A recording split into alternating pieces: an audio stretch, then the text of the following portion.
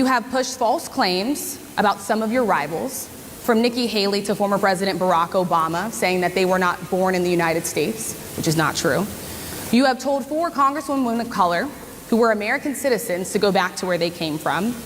You have used words like animal and rabid to describe black district attorneys. You've attacked black journalists, calling them a loser, saying the questions that they ask are, quote, stupid and racist. You've had dinner with a white supremacist at your Mar-a-Lago resort.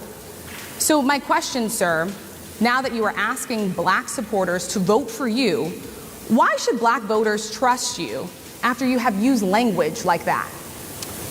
Well, first of all, I don't think I've ever been asked a question in such a horrible manner. First question. You don't even say, hello, how are you? Are you with ABC? Because I think they're a fake news network, a terrible network. And I think it's disgraceful. At the NABJ, former President Donald Trump embarrassed himself to the masses. Donald Trump was in Chicago today. I don't know if you guys know this. He was at the National Association of Black Journalists convention, and it went so much better than you could have imagined. It was so good. I don't know if you watched it. He's on this anti-Kamala, whatever you want to call her. Okay, how do Indian people say it? How do we want to say it? Kamala Ben? I'm saying Kamala Ben. Kamala Ben Harris. As representatives of the black community, how are y'all saying it? Kamala. Okay, that's fair. That's some happy medium. Kamala and Kamala Ben, whatever. You said verbatim. All of a sudden, she's black.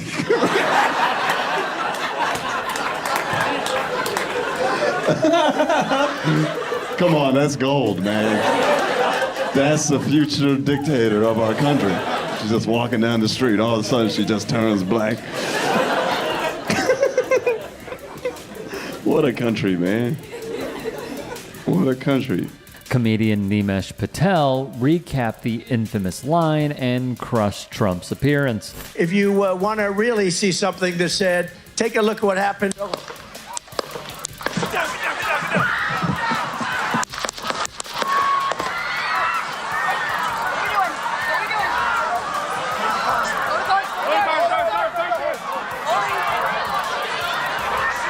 It feels a distant memory, but in the wake of the events at a campaign stop, 20 minutes before it happened, I was in the green room just looking at porn, and you gotta get pumped. And it's breaking news: President Trump got shot at, and I really thought I'd be a better person by now, because my first thought was he missed.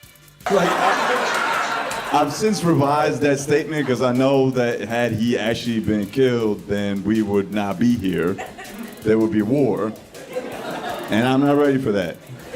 I need a few more weeks at the gym, and then I'll be ready to fight a bunch of patriots, I'm not ready for that. Thank God he missed, man. Thank God. Patel finally came to his senses. There are a few comments that are out there that I have to ask you about. In 2021, JD said, "We are effectively run by a bunch of childless cat ladies taking aim at government leaders who don't have children." What was your reaction? Well, I mean, I took a moment to look and actually see what he had said and try to understand what the context was and all that, which is something that I really wish people would do a little bit more often. And the reality is, he made a quip in service of making a point that he wanted to make that was substantive, and it had actual meaning. And I just wish sometimes that people would talk about those things, and that we would spend a lot less time just sort of going through this 3-word phrase or that 3-word phrase, because what he was really saying is that it can be really hard to be a parent in this country. And sometimes our policies are designed in a way that make it even harder. And we should be asking ourselves, why is that true? What is it about our leadership and the way that they think about the world that makes it so hard sometimes for parents? And that's the conversation that I really think that we should have, and I understand why he was saying that. Let's be clear, all the things she claims to be concerned with are policies Republicans enact to make our lives more difficult. Meanwhile, I do know that J.D. Vance's wife is Indian, and next time I see her, I'm gonna blink 3 times and ask her if she needs help.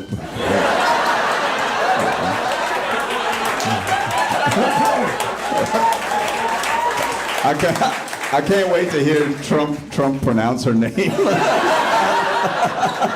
Usha, like the singer.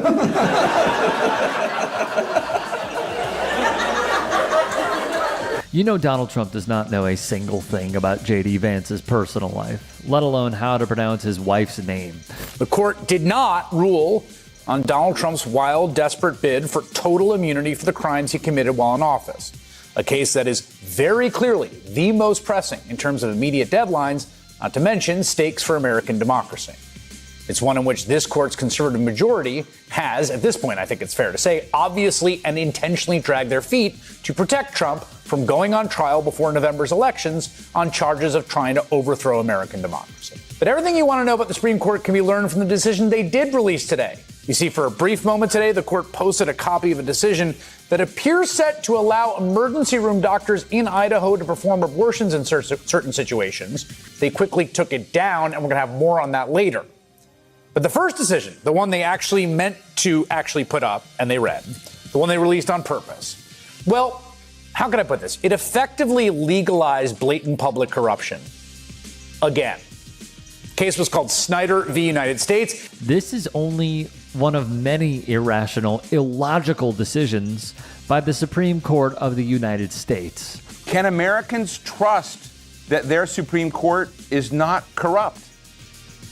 I don't think so, unfortunately. I think that the record of their decisions, which almost inevitably move in the direction of the big right-wing donors who helped get this new majority on the court, make it a very challenged body right now. And I think particularly if you're using corrupt in the sense of the word that the founding fathers used it, it's a very unfortunate answer. Senator Sheldon Whitehouse of Rhode Island, seen here, has been investigating the influence of dark money in our politics for quite some time. The Supreme Court is sneakily like the shadiest happening in this country. People are just sleeping on that. Whoever the next person is our last president. I hope we get a quirky one. I hope we get one of these North Korean dictators. I don't know if you're paying attention to Kim Jong-un, but the other day, South Korea sent some propaganda to North Korea. So he told his people to some balloons. He sent over some filled balloons. I hope we get one of those. I hope our dictator is just super quirky. Another friend freaked out from the Supreme Court Chevron decision, which apparently ends the power of a lot of regulating bodies. It's like, you don't understand, man. The EPA's, SEC is, the FDA is, our food's gonna be full of E. coli pretty soon. I'm like, E. coli? Good. Lines at Chipotle will be short again. Hilarious, but also, who still eats at Chipotle? America. What is America's destiny? Where you from? Astoria. Astoria, Queens. Beautiful. Who you got in the election? 2020. It's coming up. Biden? Oh, Kanye. Oh, I hope you don't vote. Please get arrested so your rights get taken away. Patel had a take of his own on the artist's ambitions, including his supporters in the crowd. Hey, I appreciate you watching. Now, if you can, please do become a channel member by going to youtube.com/TYTsports and clicking the join button. If that's too much for you, you can just go to tyt.com/join to become a member. It helps all of us out here at the Young Turks and keeps our network afloat. In addition, you could follow me on my socials on Twitter, Instagram, and TikTok. Appreciate the love. Have a great day.